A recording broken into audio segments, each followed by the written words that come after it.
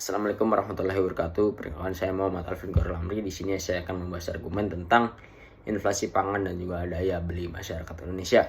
Inflasi pangan saat ini menjadi salah satu faktor yang menekan daya beli masyarakat Indonesia, terutama kelompok berpendapatan menengah ke bawah.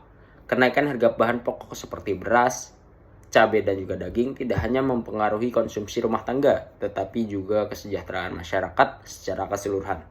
Klaim utama saya adalah inflasi pangan yang berkelanjutan secara langsung menurunkan daya beli dan memperlambat pemulihan ekonomi domestik. Menurut data dari Badan Pusat Statistika, tingkat inflasi Indonesia pada September tahun 2025 tercatat sebesar 3,2% secara tahunan.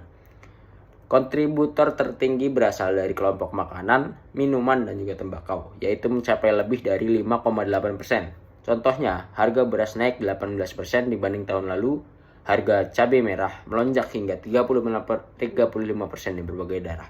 Selain itu, survei dari Bank Indonesia menunjukkan bahwa lebih dari 60% masyarakat mengurangi konsumsi non-pangan akibat kenaikan harga kebutuhan pokok.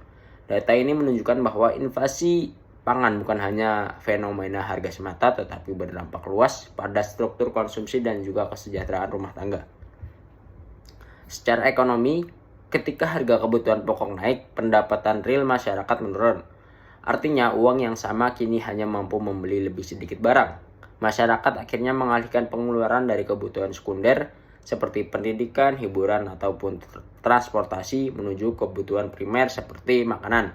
Hal ini menciptakan efek berantai. Konsumsi non-pangan menurun, daya beli melemah, dan pertumbuhan ekonomi domestik ikut lambat. Selain itu, inflasi pangan seringkali tidak merata antar wilayah, di mana daerah dengan ketergantungan impor bahan pangan lebih tinggi akan merasakan dampak yang lebih berat. Maka tanpa kebijakan stabilisasi harga dan efisiensi distribusi pangan, inflasi ini menjadi jebakan ekonomi rumah tangga yang sulit diatasi dalam jangka panjang.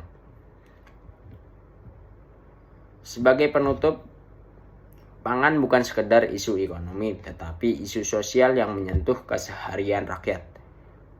Upaya pengendalian harga melalui diversifikasi pangan, efisiensi logistik, dan dukungan pada petani lokal menjadi kunci menjaga stabilitas daya beli. Kita semua, baik pemerintah, pelaku pasar, maupun konsumen, perlu berperan aktif dalam menciptakan ekosistem pangan yang adil dan juga berkelanjutan. Karena menjaga kestabilan harga pangan berarti menjaga kesejahteraan masyarakat dan juga fondasi ekonomi bangsa. Sekian yang dapat saya sampaikan. Wabillahi taufiq wal hidayah. Wassalamualaikum warahmatullahi wabarakatuh.